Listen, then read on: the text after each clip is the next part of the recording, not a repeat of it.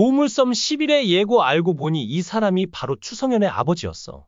결국 동주는 어머니를 죽인 범인을 찾아냈다. 예고편은 핸드폰 속 사진을 들여다보는 공정자와 그녀와 대화를 나누는 서동주의 모습으로 시작됩니다. 이때 서동주는 공정자에게 성현이라는 아이가 저라는 사실을 끝까지 비밀로 해주세요. 라고 부탁합니다. 앞서에서 서동주는 공정자가 성현이라는 이름을 이미 알고 있다는 것을 눈치챘던 터라 자신의 과거, 즉 성현 시절에 대해 캐묻기 위해 공정자와 대화를 나눈 것으로 보입니다. 서동주가 비밀로 해달라고 한 대상은 아마도 여운남일 가능성이 높습니다. 10화 엔딩에서 여운남은 사진 속에서 자신의 아빠를 발견하며 이야기가 마무리되었죠.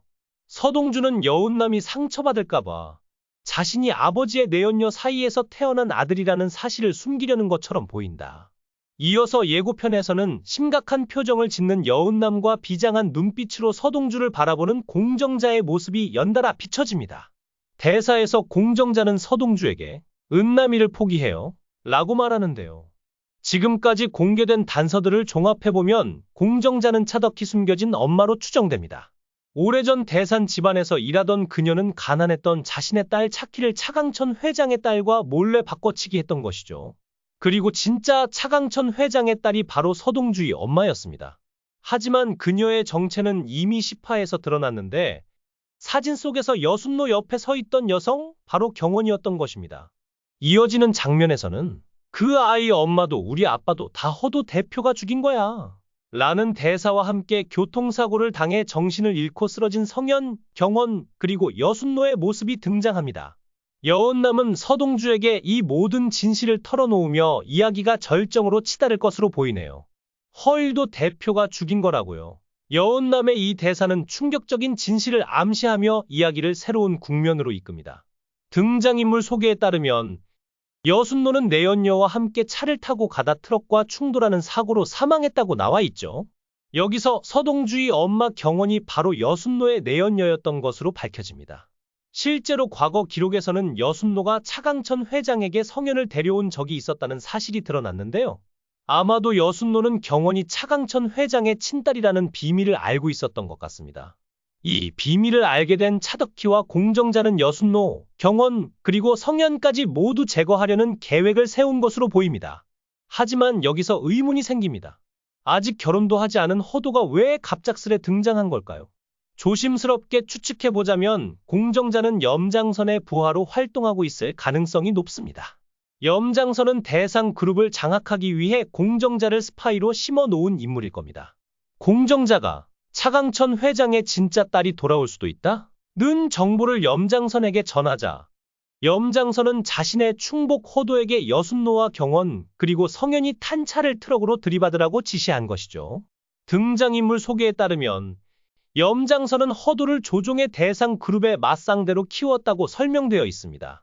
이를 바탕으로 염장선은 차덕희와 협상, 그들을 대신 처리해주는 대가로 차덕희를 허일도 결혼시키겠다는 거래를 공정자와 나눈 것으로 추정됩니다.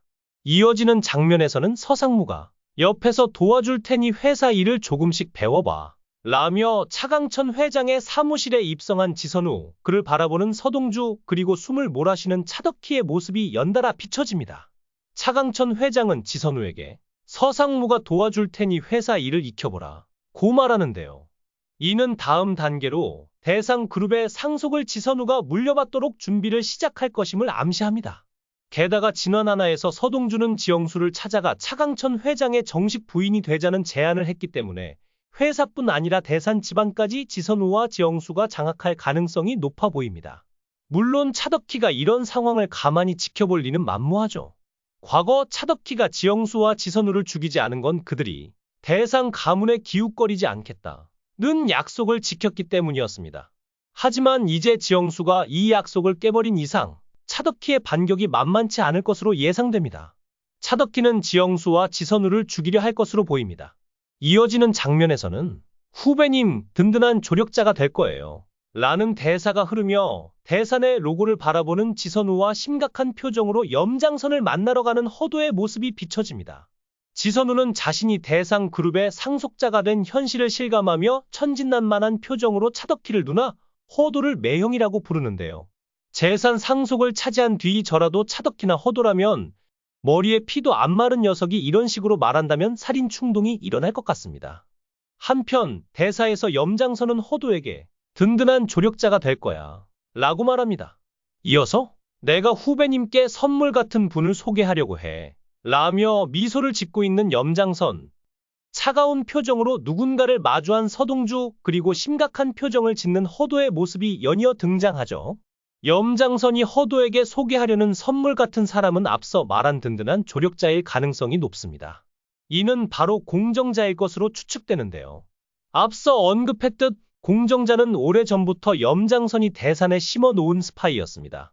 11화에서는 염장선이 허도에게 이 사실을 공개할 것으로 보입니다.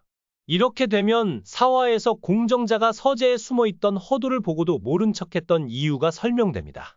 공정자는 허일도 같은 편, 즉 염장선의 사람임에도 불구하고 허도가 이 사실을 몰라야 했기 때문이죠. 어쨌든 공정자는 누구보다 대산 집안을 속속들이 꿰고 있는 인물인 만큼 대산 그룹을 차지하려는 허도에게 든든한 조력자가 될 것이 분명합니다. 이어지는 장면에서는 이 대산과 어른들이 나한테 무슨 짓을 했는지 라며 공정자에게 역정을 내는 서동주와 함께 차덕희와 허도의 모습이 비춰집니다. 서동주는 공정자에게 대산 사람들이 나한테 무슨 짓을 했는지 라고 쏘아붙이는데 생략된 말은 아마도 차강천 회장이나 언론에 모두 폭로하겠다는 뜻일 겁니다. 서동주는 엄청난 분노에 휩싸여 있는 모습인데 그럴 만도 합니다. 대산 사람들 때문에 엄마를 잃었을 뿐만 아니라 사랑하는 여운남과도 함께할 수 없었으니까요. 모든 비밀을 알게 된 서동주는 이제 본격적으로 그들을 향한 복수의 화살을 겨누기 시작할 것으로 보입니다. 그리고 충격적인 반전이 이어집니다. 죽은 줄 알았던 성현이가 살아서 나타나니까 여전히 죽기를 바라시나요? 라는 대사와 함께 길을 따라 걸어오는 어린 성현, 그를 바라보는 서동주, 그리고 트럭이 차량을 들이받는 장면이 연달아 펼쳐집니다. 이 장면은 숨막히는 긴장감과 함께 서동주의 운명이 또 한 번 뒤바뀔 결정적 순간을 예고합니다. 과연 복수와 비밀의 소용돌이 속에서 서동주는 어떤 선택을 하게 될까요? 지난 진원화에서 피마담은 서동주가 고유진을 만나게 된 계기가 어린 성현이 스스로 고유진에게 걸어갔다고 말했습니다. 이 장면은 아마도 서동주가 그때의 기억을 떠올리는 순간으로 보입니다. 인상착의와 상황을 살펴보면 사고가 발생한 밤 다음날 아침인 듯한데요. 성현은 자신의 엄마와 여순노가 죽은 것을 보고 홀로 차량에서 빠져나온 것으로 추측됩니다. 한편 대사에서 서동주는 공정자에게 죽은 줄 알았던 성현이가 서동주로 살아서 나타났는데 여전히 죽기를 바라세요? 라고 묻습니다. 공정자가 성현이 죽었다고 믿을 수밖에 없었던 이유는 사고의 심각함 때문입니다.